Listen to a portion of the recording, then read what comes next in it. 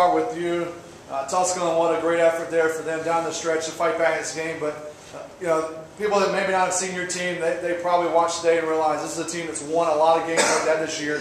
You have to win games like that to win a SAC championship. How much of this game today was the makeup of this team winning games in big moments? That's exactly right. We had to grind this out. We had to grind several this year.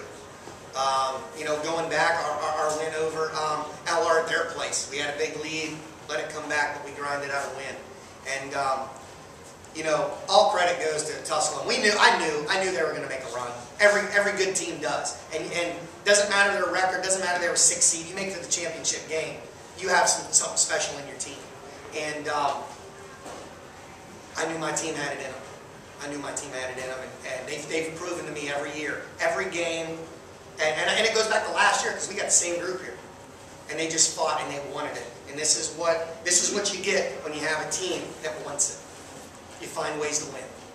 Coach, on Saturday night, you know, you win the championship outright. You're driving home, and you come up in this week, and you had to have a message for the team. It had to be a mentality going in. You know, people probably realize that this team wanted another championship with a 30-point win Wednesday night.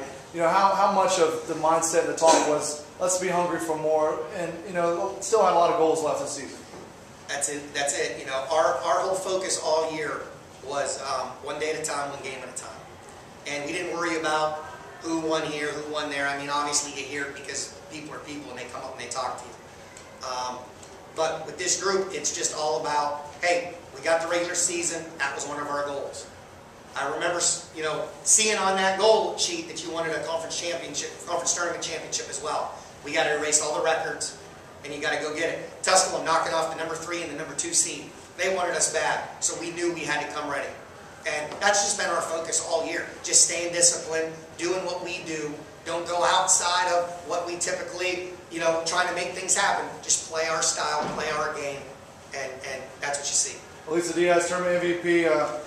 Felt like you just kind of got into a trend of playing with a couple fouls here in this tournament, and coincidentally, the team has stepped up when you've had to go to the bench, and you come back in the second half and kind of take charge of those, you know, playing with those fouls. How proud of this team's effort, and take us back through, you know, your mindset and what you thought about this game.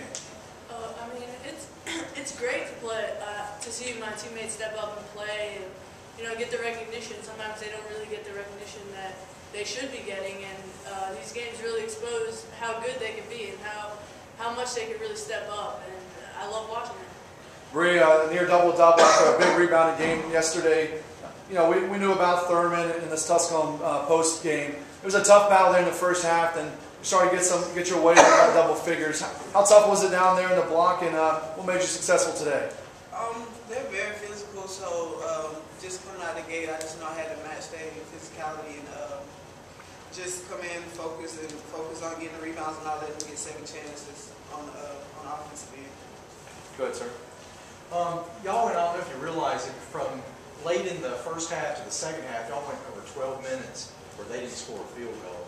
And the way the game went, holding them to 27%, y'all had trouble scoring too. That was typical of how y'all done this year. There have been so many games that have just been really defensive oriented. So did you kind of know after the, you know, you mentioned how physical it was, that you were just going to have to keep them from scoring? It was going to be a really, you know, I guess, tight one towards the finish. Yeah, well, we were hoping it wasn't going to be that tight. I mean, you know, we held them scoreless, like you said, and then the only way they scored was when the free throw went, because we started fouling. And I reminded our team of that. And our goal, you know, we said this, these guys look at me sometimes like I'm crazy, but we told them all year that, you know, defense has to be our backbone, because shooting nights are up and down. It's a roller coaster. You saw last night we shot 50-some%. Tonight we shoot 32. But the reason we won the game is because we held the other team to 27%. So it's been our backbone, and we preach it, we talk about it, and we knew it was going to be a grind out. Like I said earlier, you know, Tusculum has always made runs. Even when we played them in the regular season, they made runs.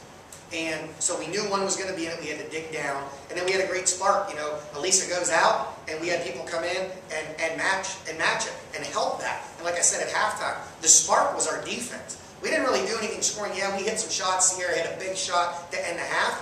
But the spark was on the defensive end of the floor. Do y'all How much work do you do shooting free throws? Because that's a lost art, and really that's what won it today. I mean, Leslie, I think hit 8 in a row at the end, to wrap it up. Yeah. I guess I can let the ladies answer to this. Hopefully they'll answer what I'm thinking.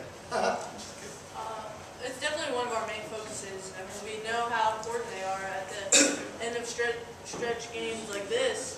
I mean, that's what wins games, and we definitely put a lot of emphasis on it in practice, on free time, and our main goal is 80% at least. We hit that tonight, 81.5.